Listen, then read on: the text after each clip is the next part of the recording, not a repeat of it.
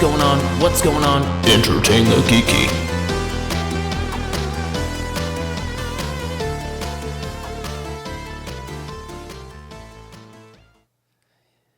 Hello, listeners. What are we, NPR all of a sudden? Just, hello, listeners. How are you today? I hope all is well. Okay, so you got to start something really cool recently, and we've been doing a lot with video games, so we're going to change it up a little bit here. We have been doing too many video games, probably. We've been video gaming hard here. I mean, it's not that it's not relevant to It is relevant. You know this. what? I came to this weird conclusion today. So I saw that the new Transformers movie beat Spider-Verse in opening box office numbers. Weird. Crazy, right? Yeah. And I was like, you know what? There's zero way that you can stay super relevant unless you have press passes. And I have not got us press passes yet. Oh, excuse me. Shame on me. Yeah. But I'm like, all right, so we're just going to do stuff that we enjoy. Well, this is part of that rebooted Transformers thing, isn't it? Yeah. After Bumblebee. Yeah. I will say that it's better, just Bumblebee on its own was better than anything Michael Bay had done. By about 1 million times. Mostly, not even because it was a better quality movie. It was just the Transformers looked like the Transformers. Like they looked like their cartoon selves, which is, I think, something that was severely lacking as a Transformers fan from the original. I mean, even Optimus Prime didn't look quite the same, you know what I mean? It was still voiced by Peter Cullen, but he didn't look right. There were parts of it that I enjoyed. Like the first scene with Blackout going into a military base and just decimating it. I mean, sure. That was fucking cool. But, I mean, the movies were subpar, just on a writing quality and all that. There were some cool special effects or whatever. The Transformers did look like something from Pacific Rim and not Transformers. Exactly, yeah. Which was a little off. And I get that they're trying to take some kind of creative liberty with it, but it's also like, dude, people love them for what they are. There was something about, like, we wanted you to see how all the pieces worked together and how this transformed from a car into a robot. And those of us that watch the cartoon, we don't care. We just don't care. Okay, so you clearly watched bonus footage from one of the DVDs because that's something that they talked about. Yeah. And they were like, well, you know, this part, we got to find a place for it. And who cares? Yeah, I know, right? It's like, it's a fucking Does it go from a truck to a robot? Then I don't care about all the parts. It's a fucking species from outer space. Like it knows what all the ins and outs of the car are. Exactly. Yeah, exactly. So that It mimics the car to blend in, right? It doesn't mimic the car because it's literally a car robot. Right. No. Well, like the popping of the hood of Bumblebee in the first movie, and she's like, oh, wow, you've got a low-rise double-pump carburetor. How the hell would Bumblebee know what that is? He comes from outer space. Doesn't care.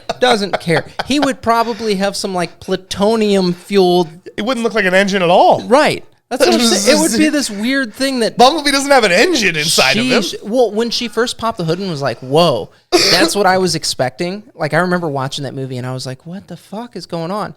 But yeah, so there's no way that we can stay super relevant without a press pass. And sorry, guys, I haven't got those yet. However, we do a lot of nerdy shit. We do. And just on our own. Some of it's very, very exclusive. And you... Exclusive? I don't know. I stole this from a guy on the internet. Yeah, but how many people have actually played it, though? I don't know. Probably not many. Really, what I took from him was just the conversions, right? So what we did is we are using D&D 5th Edition as our backdrop, but we set our game in the world of Legend of Zelda. And specifically, Legend of Zelda Breath of the Wild. My players are playing the 4 champions. Link has fallen, Calamity Ganon has risen, and Zelda is missing. And so we started the game, them like in the cutscene, right, where he says champions to your divine beasts and all that. So we started the game with them going to their respective villages and finding out that no, Ganon has taken control of these and they're locked out. Yep. Right, so they can't get in. Eventually they will be able to get in so we can keep the continuity, the way it was. But again, if you died 99 years ago, you would still say I died 100 years ago, right? You wouldn't say I died 99 and a half years ago. Correct. So I figured we had at least a year to play with. And so they come back to the Battle of Hyrule Field after the Battle of Hyrule Field is over. Okay. I forgot to do that too, so I'm going to do that real quick. But they come back to the Battle of Hyrule Field to the ruins of the burning ruins of Hyrule Castletown.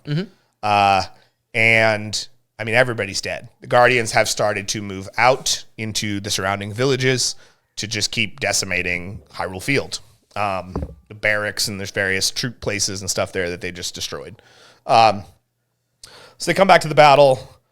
At the end of the battle, pretty much every royal guard and soldier from Hyrule is dead, with the exception of one of my players is playing. This guy who like they come to find him like holding the body of like a dead soldier that he was under him, and he has no honor. The king is dead. He's failed in his mission. He's severely PTSD, right? Well, so I did a little kind of cinematic battle there where everybody kind of came into town from different directions and dealt with a couple of things. Like Mifa dealt with some bokoblins that were like burning. Rivali actually dealt with a Mark I Guardian, which is one of the little scout types, not the big Mark IV one that Link has to deal with in the game a lot. Because honestly, they're level 3. They're not ready for that. Yeah, they're way too level to deal with it anyway. Yeah. This thing's got like 200 hit points. It's insane. Oh my God. Yeah. But so yeah, they come back. They meet this guy. This guy sees some of the Lizafos, and the soldier guy, like all he knows at this point, like, cause he's ready to kind of just end his own life. Right. So he sees getting into a battle as his way to do that. That's his out. Yeah. That's his out. But then when he realizes the champions still live, he sees this as a way to get his honor back, to help the champions try to defeat Calamity Ganon. Now, continuity-wise, the champions cannot defeat Calamity Ganon. That is Link's job. Right. That is Link and Zelda's job. The champions were there to support their effort. Without Link and Zelda, what are they going to do? So they end up going to Hyrule Castle. They end up actually seeing Zelda confront the Calamity and get taken, and they kind of merge. And then Zelda speaks to them directly, telling them to seek Impa. Impa will know what to do. So they end up in Kakariko. They find Impa and Robbie and Purah kind of grappling with everything that's happened, trying to pick the pieces back together, trying to find out what happened to Link, what happened to Princess Zelda. And while they're there, two Sheikah scouts come and say, like, Link has fallen. We have taken him to the Shrine of Resurrection, which was one of the cutscenes in the game, too, where Zelda says, his life is in your hands. And she sends these Sheikah soldiers to put him in the Shrine of Resurrection, or these Sheikah ninjas. And so they report that Link has fallen, the hero has fallen, i.e., the game is called Legend of Zelda, the Shattered Sword, right? The Shattered Sword being Link and the Master Sword.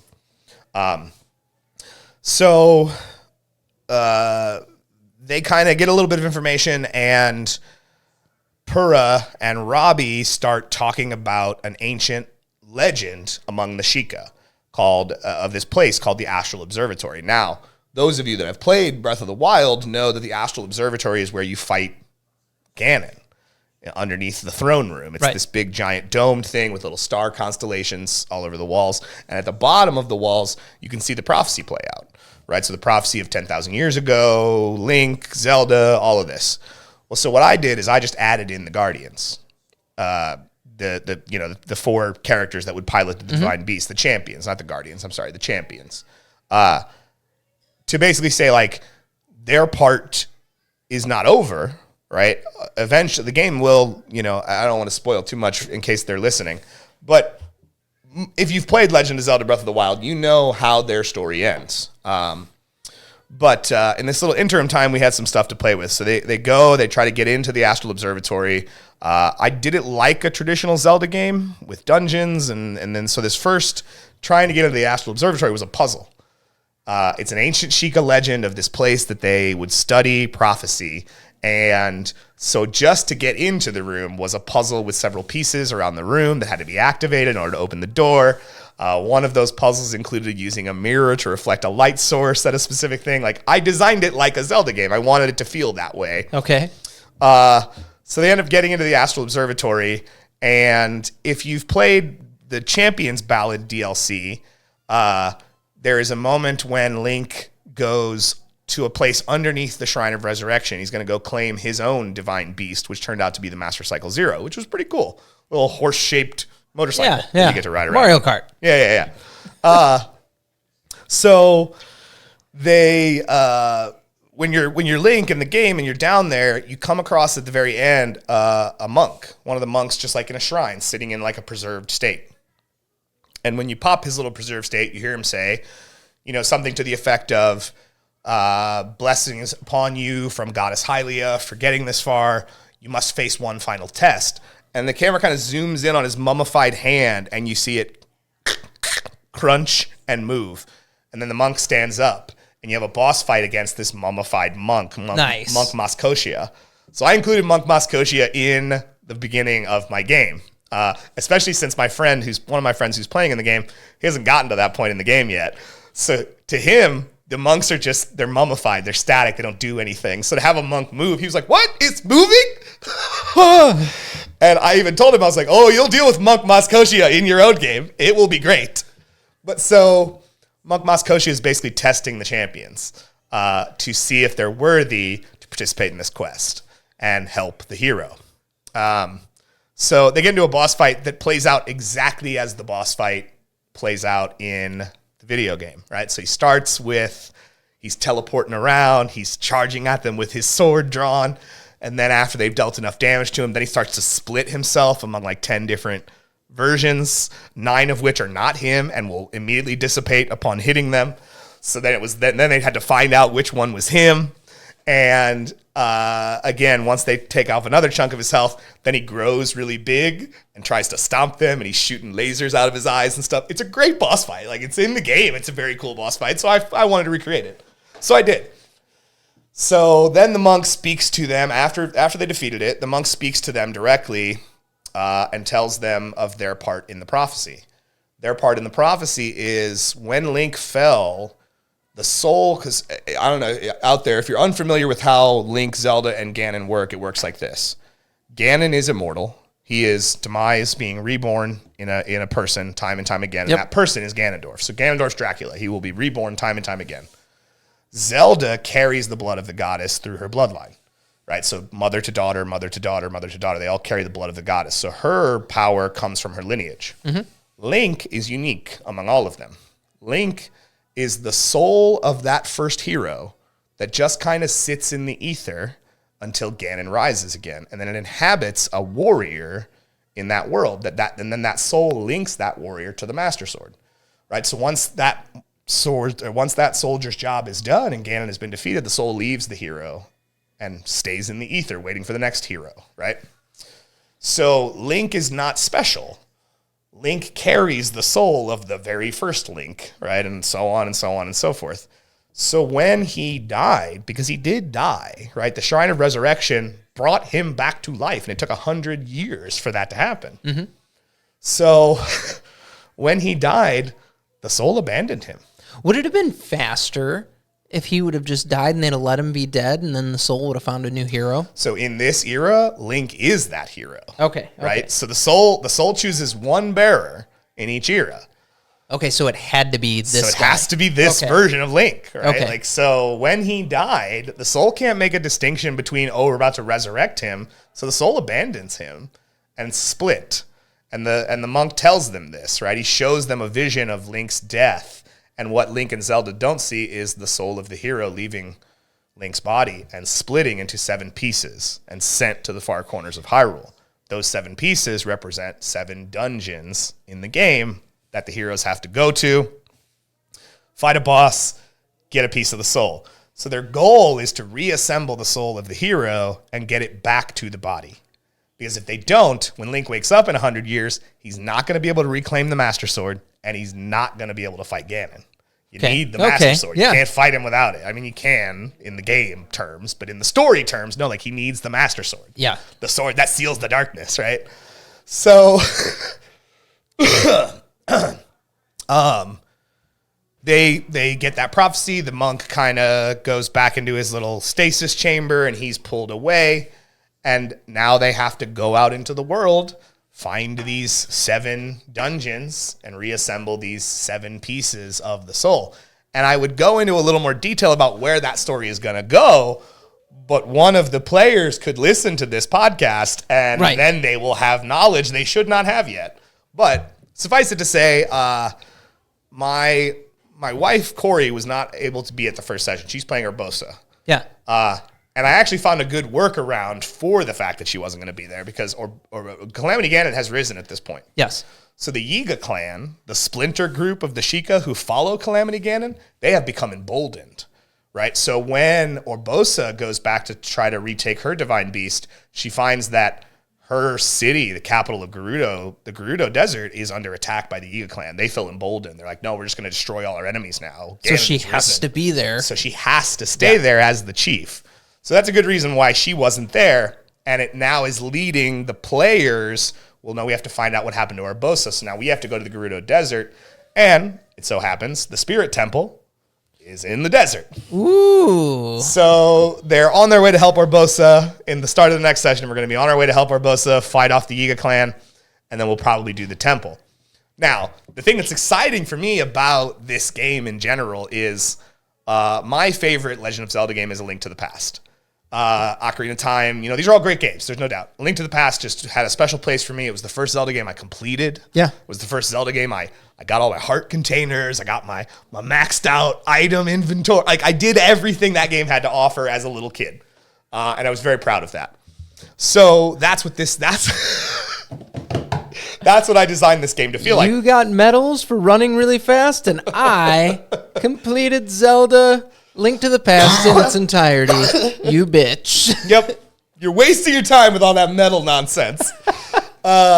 So I designed this role-playing game to feel very much like that. Yeah. 7 dungeons, just like the 7 maidens that you have to save in A Link to the Past.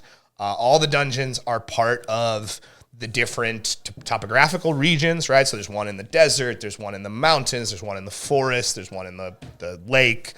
All of these different, the water temple too, man. Look, water temples are insane in Zelda games, and I took that idea and ran with it.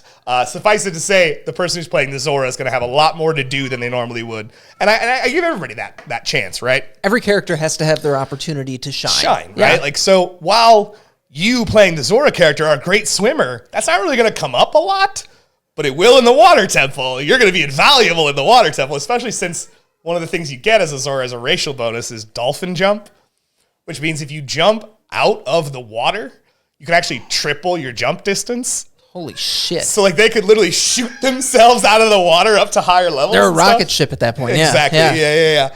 And everybody has their little ability, right? In game terms, Mifa's Grace, 3 times a day, Mifa can heal herself completely or another. Daruk's Protection allows him 3 times per day to give himself a +2 bonus to AC or to another. Okay. Rivali's Gale allows him to triple his speed while he's flying for 3 times a day.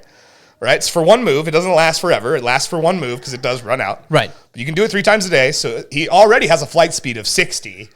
So he can triple that speed while he's in the air. Holy cow. Which means in the air, he can move faster than anyone. Right. With the exception of the fish, if there's water. Yeah. The fish can also move that fast moving in 180 feet real quick. Yes.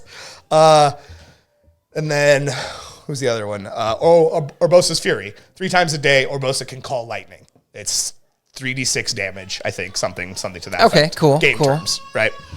So everybody has their ability, but then the way this guy worked this book and these conversions is one of my characters is playing a paladin. But it's not really like a paladin in D&D because he went ahead and made class features and level milestones that aren't at all like the ones in D&D because this is not D&D. This is supposed to be Zelda. Yeah. Right? So like right away he gets Divine Sense, which is something that a paladin would get in D&D. But in the Zelda terms, it means any skeletal monsters like the stalls that come out at night, any re-dead or Gibdo, undead mummies or corpses. If he's within 60 feet of them, he knows. He knows. He knows. Oh, there's something undead over there. You know? That's totally badass. Yeah. Okay. And as he's playing a Hylian, it treats Hylians as the most basic race in the game. It treats Hylians like it does humans. Right, where they get a little bit of boost right at the beginning because they don't get a racial bonus. They're just normal people. Right?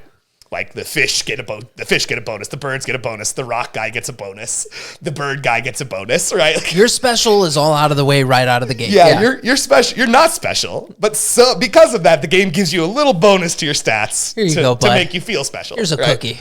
I also gave to the Goron. Shannon is playing Daruk. Daruk can do the roll. Right, how does that work for movement speed? It doubles your movement speed. Okay, as long as you have a straight line to travel in. Makes sense. You can't turn with it because you can't see. And if you use it in combat, it actually does bludgeoning damage and can knock enemies prone if you're successful. Bitchin'. Yeah, I know. She already used it to great effect in the first game. Is it with a saving throw? Yes, they do get a reflex saving throw to avoid it. Right? No, actually, no. If you manage to hit them with it, they get a reflex saving throw or dexterity saving throw to see if they get knocked prone. That's what I figured. Okay. Yeah, but if you hit them with it, you still do the damage. That's you just so badass. May or may not also knock them down.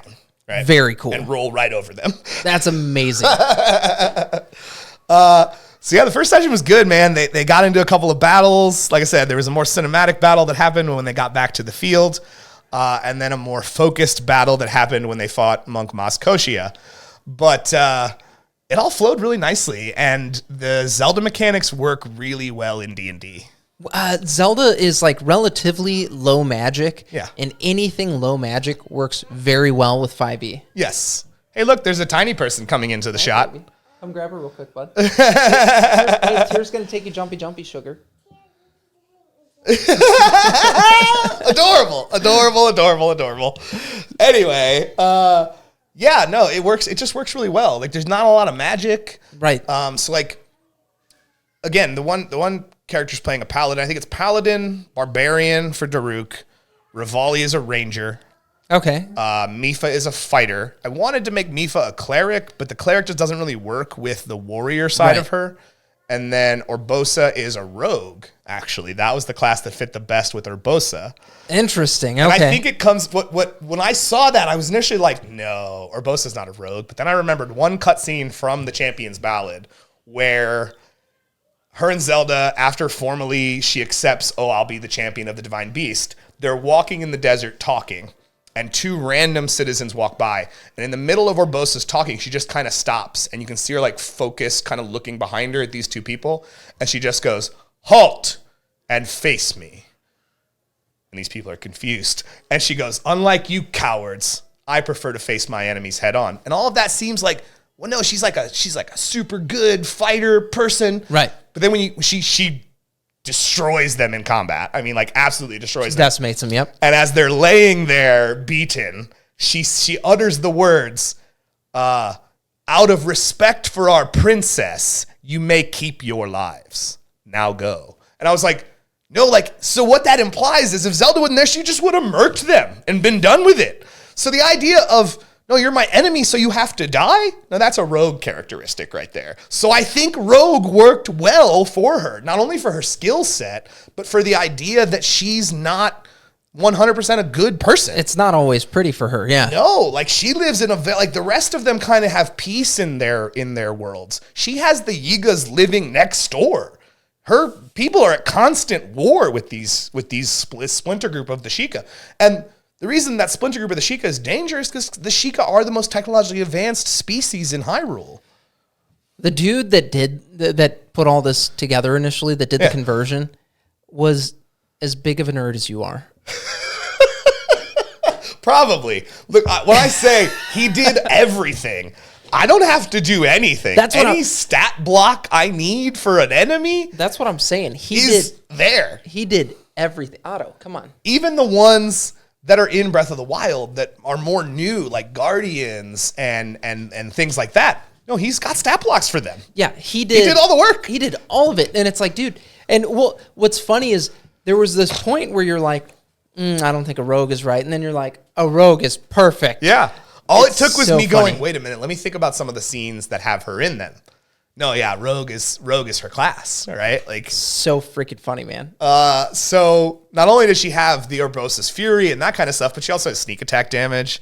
So she's catching opponents Right. Off guard, or if she's flanking an opponent, she has sneak attack damage. And that sneak attack damage can also apply to the lightning, right? If you can manage to catch someone unaware with the lightning, no, you can apply sneak attack damage to that too. If they weren't ready for it, if they didn't know it was coming, right? If you open a battle with that, well, you've sneak attacked with lightning. Sick. So not only do you get the 3d6 or 2d6 or whatever it was for the lightning, but you also get to add the d6s for your So sneak she's attack kind of damage. like an arcane trickster rogue. Yes. Nice. Absolutely. Yeah. I love that. That's so much fun. And then my Hylian is, like I said, a paladin. Makes sense. Honorable, the guy who, and it's funny how dice work out sometimes, because the whole time it was like, roll, oh, you failed at that? Yeah, that makes sense, right? Like, I love when that shit lines up where it's like, no, your failure is actually, we're gonna work your failure into the story. So like, they were searching for the key to unlock this door, right? It was a puzzle. They had to look around and investigate and stuff. And Tim, who's playing the paladin, who's just like concerned with like, no, I'm just going to kill everything. Everything's got to fucking die because I'm angry. I lost my honor. They took the king. I failed, right? So he's just this murder hobo. When it came to investigating, he was like, okay, I'm going to go over to this hole and I'm going to do my investigation there. And he rolled terrible. And I was just like, yeah, there's nothing to kill here, bro. So it's really just not appealing to you at all to solve a puzzle. And Daruk was having the same problem. I was like, yeah, you walk over, roll. And she rolled. And she was like, oh, it's like a 2. And I was just like, yeah, you don't understand puzzles? You're just a big rock guy? Not your thing? Your thought is, can I eat the rocks that are in here? You're just distracted by that. Look at all these delicious rocks I could eat. We're supposed to eat these rocks, and that will surely get us out. That's fantastic. When they found out, and this was something that's really cool too, Zora get bioluminescence, right? They can actually make themselves glow in the dark. And that's so that when they're in the deep water, they can see what's going on. Yeah. Well, there's stone in the game that is bioluminescent. They're called luminous stones. And this ancient Sheikah thing was built of luminous stones. Now, it's not glowing anymore. It's been 10,000 years since this thing was built. But Mifa goes over and says, okay, I'm going to look a little closer at the stonework, right? And I said, okay, how close do you get? She was like, oh, I want to reach out and touch it. I was like, when you reach out and touch it, it reacts to your bioluminescence. Like, you glow, and so does it. So then Mifa goes, it's made of luminous stone. Oh, that's awesome. Right? So, like, there's little things like that I throw in there to try to keep the players on their toes, keep them guessing. What is the significance of the fact that it's made of luminous stone? Well, it reacts to bioluminescence. So, theoretically, it would react to light. Well, that's how they figured out, like, oh, we got to get this mirror, and we got to get this light to come down and shine over there. Fucking laser beams. And I haven't stopped. That's just the beginning, man. I got puzzles in every dungeon to solve in order to either open the door to the next, find a chest with the key. I'm doing it straight up video game style where That's amazing. I have these map tiles that I got that are interconnectable. Yeah. So when you walk into the dungeon, we're going to put one tile down, the entranceway. And then when you move out of this, we'll put the next tile down that goes over here. And when you find a little chest that has a map in it, well, now we're going to put the rest of the tiles on the board. Now you know where everything is, yeah. So you can see where everything is, right? And when you find the compass, I'll mark where the treasure chests are on the board because that's what the compass does in the game. In order to get into the boss room, you have to find the boss key. You can't just walk in there. You got to get the key that opens the big boss lock and go in there. So yeah, I'm excited to do it. And again, I would go into a little more detail about the story, but I don't want to spoil things for some of my players. No, it's funny that you're saying that because with, or not that you don't want to spoil, but that you're doing this thing where you're revealing tiles as you go, because I've done something akin to that twice with the players that are in my regular group. One time they were exploring a basically underground labyrinth, and none of them didn't know anything about it. So of course they're not going to be like, all right, well, if we take a sharp left here, 20 feet down, we'll be able to get into a tunnel with a stairway. No, so I was like, all right, here we go. You're in this section. I was covering everything with paper because I had it drawn out on poster board, and they were like, reveal the paper, pull the paper off when you reveal. They were like, what the fuck? And I was like, oh yeah. So we had a similar thing happen recently where they're going through a cave when they liberated all these goblins. Right. And since they were taken down there when they were bound and basically incapacitated. They had no idea where to go in this cave. So I was like, all right, well, this is how far you can see based off of your, vision. So now what? Yeah. And they're like, man, fuck you. And I'm like, yep, fuck me. Yeah. Well, if you ever want to borrow those little tiles that interconnect, they're great, man. There's like 30 little tiles. I have some. Okay, I have some, yeah. They're fucking great. No, they're incredible. I'm so tempted right now to spend money on a 3D printer because I want to print dungeon tiles so bad. Yeah, Jackie is supposed to be printing me figures. Yeah, that's incredible. Represent each of the 4 champions. Yeah. So that each character or each player will have a figure that represents that actually this. No, this is Rivali. This is Daruk. This is Mifa, and this is Urbosa. Totally badass. Yeah. They're modeled after. Jackie found some templates for them on the internet. They're modeled after the amiibo. No shit. Yeah, so he actually found a way to shrink them because the amiibo are pretty big. Yeah. A little too big for D&D, so he found a way to shrink them down to D&D size. Oh my god, to like 28 millimeter? Using the parameters of his 3D printer, he found a way to shrink them down. That's sick. They found a way to shrink them down. So they're gonna print them out. I don't have them yet, but they're gonna print them out. That's gonna be so fucking cool, dude. Well, yeah, and it's funny because Daruk is large. Yeah. As far as size go, right? It's a 2x2 base. The rest of them are normal. But the moment I put that base, I just had some bases, right, for this first session. And I was like, here's yours, Shannon. Shannon was like, I'm large? Amazing. But then the first thing that happened was she's trying to squeeze through these alleyways in what's left of Castletown. And she's like, can I even move through this? And I was like, I mean, yeah, you're probably going to have to squeeze on by. Your movement speed is cut in half. Your movement speed is going to be exactly. Game terms, that just means you can't move as fast. Right. That's fucking awesome. But it was good. I also love playing with Lizifos. Lizifos, if you've played the game, they're good at camouflaging themselves, right? If you're running around in the desert, you might not even see one until it bursts out of the sand. But they're sitting there. So if you're really paying attention, you can see the outline of the thing, but it's exactly the same color as the sand around it.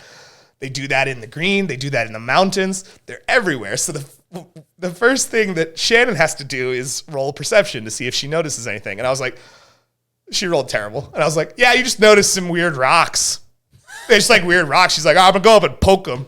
So as soon as you poke it, it turns into a lizard guy who jumps and pounces down on pissed you. Pissed at you, yeah, pissed. Because she can't see it. She didn't roll good enough. So it's just a pile of rocks to you.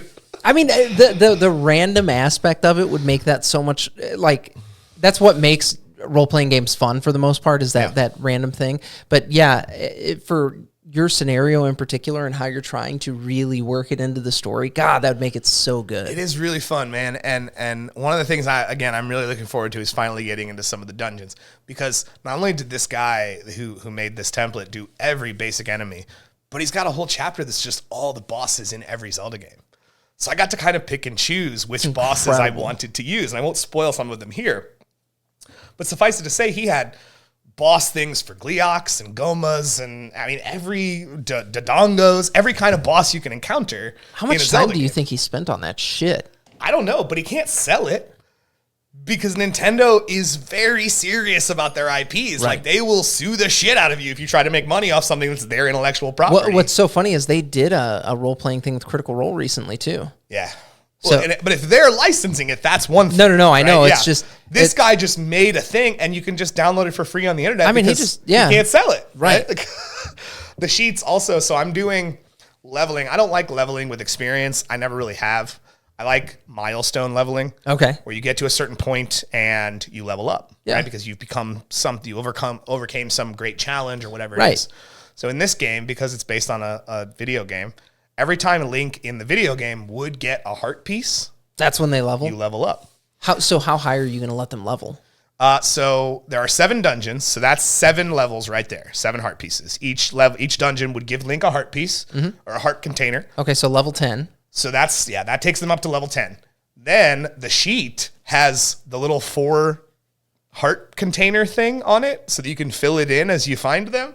So what I have done is I've created side adventures within the game. Oh, so fun, man. That if you do a side adventure, you'll get a piece. And once you get all 4, you level up. So I'd imagine in the mid-teens is probably where they will end up, depending on how much side content they choose to engage in. Yeah, probably 12 to 15. Right. Yeah. Oh, so fucking cool. Because also, I told them when we were playing, I said, if you guys want to petition me for a heart piece, like, hey, we've got some downtime, let's go clear out that enemy camp. And if we clear out that enemy camp, can we get a heart piece? Yeah, sure. Right. So you don't have to engage in the side content that I've created. You can make your own. You can make your own. If you want to say, hey, we're going to go do this thing that's outside our normal parameters, can we get a heart piece for that? Sometimes the answer will be, yeah, sure. Sometimes it'll be, no. You didn't do my side quest, bitch. Right, not for that. No. That's awesome. But like clearing out an enemy camp? Sure, why not?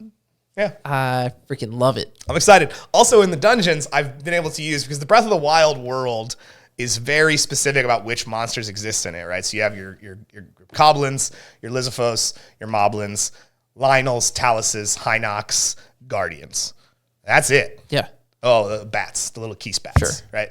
That's it. That's all that exists. Those are all the monsters that exist in that world. But because we're going into dungeons, it's allowed me to bring in things like likes, Gibdos, Redeads, God, the Redeads. Staphos Knights. There's a Staphos Knight fight in one of my fucking awesome. And the Staphos Knights are awesome, man. That was always one of the things I loved fighting in like Ocarina of Time, right? Because they actually use their shields. Yeah. Like it feels like a real sword fight.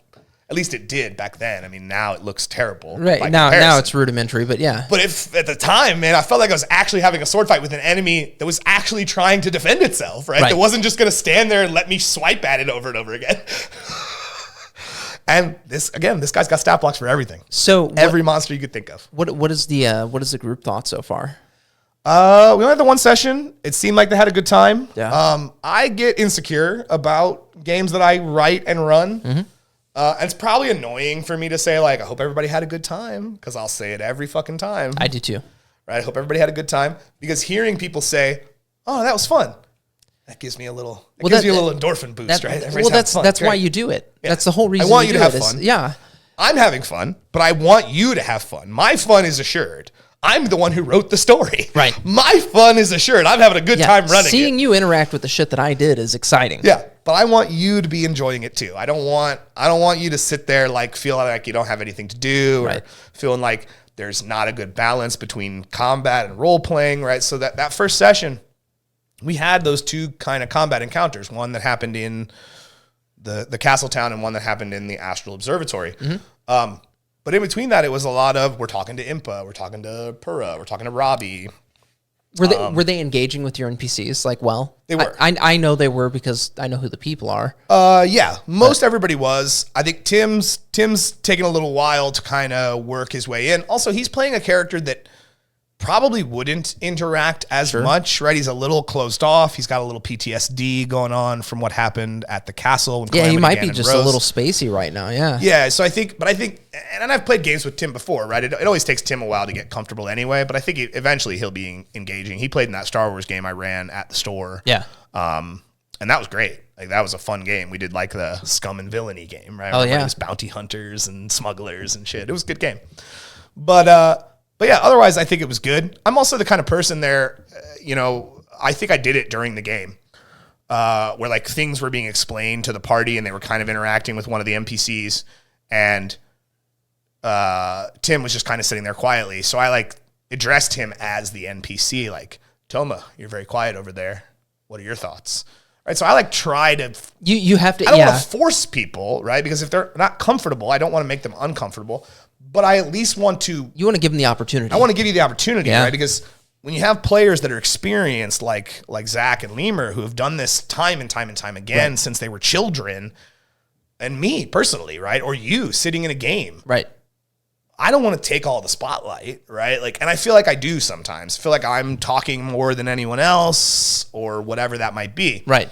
Right. So when I run a game, I want to make sure that I want to try to at least mitigate that a little bit and give everybody a chance to chime in if that's what they want to do. If you don't want to chime in, that's fine. There's nothing wrong with that.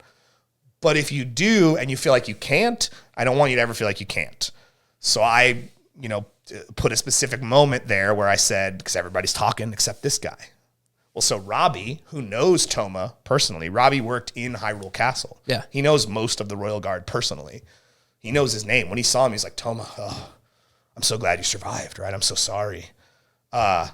Robbie, in the way he would work within this world, if I'm actually playing Robbie, no, he would want to know what Toma's opinion is. Right. Because he knows Toma personally. Right. So it kind of worked out in that way. Good. You know, oh, you're kind of quiet over there. What do you think? And I don't want, like I said, I don't want anybody to feel like they don't have something to do. I want everybody to get a chance to shine. The champions are a little more relevant than Toma will ever be, but that doesn't mean Toma doesn't have a purpose in the story. I have a purpose for Toma. I can't talk about what it is because it's kind of a big moment and I want Tim to be surprised, but everybody has a moment to shine because I feel like everybody should, right? Everybody should have a session where they go, oh man, I fucking killed it that session, right? Without me, everybody would have been dead. 100%. You know what I mean? I want you to feel that as a player, and I want everybody to feel that at least once or twice within the game. Oh, yeah. Oh, yeah. Well, especially if it's one of the players that's having a little more trouble engaging. Yeah. Like my youngest, he has a little bit of trouble with, or not youngest, but middle kid. God, I'm old. He has a little bit of trouble engaging with the story sometimes. He's just like, I'm supposed to roll dice and hit shit. Right. So recently they were in a market, and he got to encounter a vendor that singled him out, and he was like, hey, I want your belt. I see that it is valuable. I want that. I have something that you want. And he was like, what could you possibly have that I want? Right. Well, the guy gave him a fucking Phoenix hatchling. Jeez. Wild shit. That's OP as hell. OP as hell. He traded a belt for a Phoenix hatchling? That was a stupid shopkeep. More than a belt. That was a stupid shopkeep. It was. But it was also, I was like, man, I just want him to be excited to play. Sure. So he's going to have something OP. He didn't use it in combat at all. The Phoenix is immortal. I know. It will just die and be reborn from the flame. I explained that. I'm like, you have an immortal animal companion now. I'm like, everybody wants to find their companion when they're a ranger because he was a ranger, beastmaster, or whatever. Yeah. And I'm like, so, your companion kind of just fell into your lap. You have an immortal animal companion. It's totally badass and has fire. Like, they will die in flame and be reborn from the ashes. So when I said I have this Phoenix hatchling, he was like, and like the look on his face, he about lost his shit. And I was like, oh, you want this, huh? Yeah. So then, it got to be Find fun. good ways to get people engaged. Yeah, and it sucked him back into the story again, and it was cool as shit, man. So yeah, I can totally appreciate being like, hey, Tomo, what's you thinking? Yeah, you're awful quiet over there. What's going on? Are you plotting on me? Mm-hmm. I also was excited because Robbie, Pura, and Impa are NPCs in the Zelda video game that are very distinct and have kind of their own personalities. Yeah. So I'm a performer, and I tried to get that across, right? So like Robbie at one point hears someone say something that sparks a thought, and I like explain to the players like, dude, Robbie just stops engaging, and he just like walks away, and he like pulls out a whiteboard, and he starts writing on it. Right, he's doing calculations and stuff. And I was like, he's not ignoring you. You said something that made him go, flip the switch. I got to figure this out now. Yeah. You know what I mean? Pura is very erratic. She gets pulled in different directions. She's very, hi, I'm Pura, right? Like she's very upbeat. And Impa is very stoic, is very wise, right? So I kind of they're three Sheikah, and two of them are sisters. Impa and Pura are actually sisters in the game. So I tried to bring kind of their own distinct personalities, and that was fun for me to try to recreate what I had seen in the game for so long in my game. Fuck yeah. I like that. I enjoy that kind of stuff, and I do different voices, and I get up. Rarely am I sitting down while I'm running a game unless we're in the middle of combat and I have to be focused on papers and stat blocks and stuff like that. Dude, I'm the same way. I'll pace and be talking in a voice to the party because it's... Yeah, I mean, there was one point where one of the things that helped them solve the puzzle was two of these things in the room, these symbols that they had to activate, were facing each other. They were the only two. There were 6 or 7 symbols in the room. These were the only two that faced each other. The rest of them all faced in random different directions. So I'm playing Impa, who... at one point is looking at these two things. They're trying to figure out what the hell to do. And I was like, so she like walks over, and I like got up and walked over to Lemur, I think, who's playing Rivali. And I leaned down right next to him, right? And just went, they face each other. they're the only two that face each other, right? So like Impa getting up and walking over there to look and see from his perspective, I just got up and walked over there to see from his perspective, right? Even though I'm not looking at anything real, it kind of helps me get into the character a little more when I'm physically embodying it as well as like doing a voice and a personality. Fuck yeah, man. Yeah, it's fun. You know what's funny? Lemur was at my work this week, and I was swamped, so I didn't get a chance to talk to him because I wanted to ask him about the game. Yeah. I was so bummed. I was like, fuck. Lemur's playing Rivali, and Rivali you've played Breath of the Wild. Rivali's a dick. He's an arrogant dick. He's got a heart of gold, right? He really wants to be the greatest warrior in his village because he wants to protect his people. Mm-hmm. But what that turns into in his like defense mechanism is he's kind of a dick to Link. He kind of thinks, well, why is this hero the one that's supposed to fight Ganon? Obviously, I'm the one that should be fighting Ganon. I'm a hero too. Right. I am the greatest warrior in Hyrule. So whenever the concept of Link would come up, like Link's dead, the soul of the heroes, the soul of the hero's been shattered. When he found out the whole thing was to reunite the pieces of Link's soul in game, he just goes, till I steal the soul and become the hero myself. Because again, right? Like that's Rivali. Rivali doesn't think Link is important at all. Has Lemur played it? What do you mean? Breath of the Wild. No.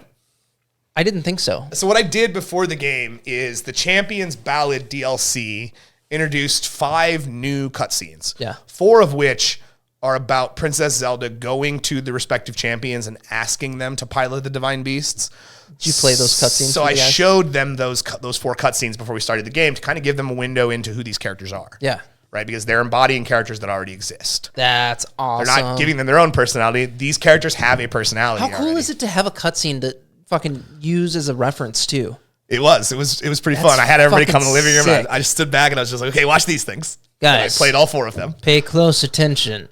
Well, and because Tim is a random NPC character that I've made up that I was going to play, I offered it to Tim when we were talking about it because I was like, nah, Tim, I haven't seen Tim in a while. He's recovering from surgery. He's had some hard times recently. This will be good for him. It'll be good to get out his, because he's had to stay with his parents and stuff because he's, he fell on hard times. He had surgery. Right. And so I just thought it'd be cool, get out, come over, hang out with us, whatever. And because his character is one I made up, there's in one of the cutscenes, the 5th cutscene, which we didn't watch all of because Zach is actually actively playing the game and I didn't want to spoil too much. Yeah. Getting the window into the personality of the champions really doesn't spoil anything. They're pretty prevalent throughout the entire story. Right.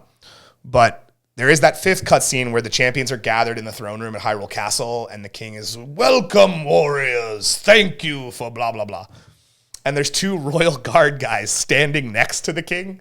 And they're with him in other cutscenes too. These are like his personal royal guard guys.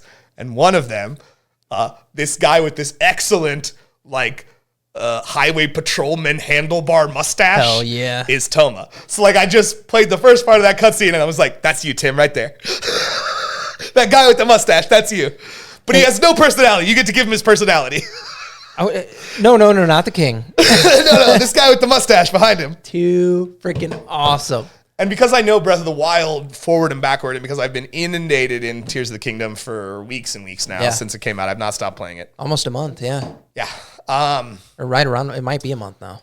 Like when I was doing weaponry, right? Tim's wearing a Royal Guard uniform. He's got a Royal Guard sword. He's got a Royal Guard shield. He's got a Royal Guard bow because those are the weapons the Royal Guards carry. He's got a, I know the stats. Daruk has the Boulder Breaker. Mifa has the Light Scale Trident. Rivali has the Great Eagle Bow. Urbosa has the Scimitar of the Seven.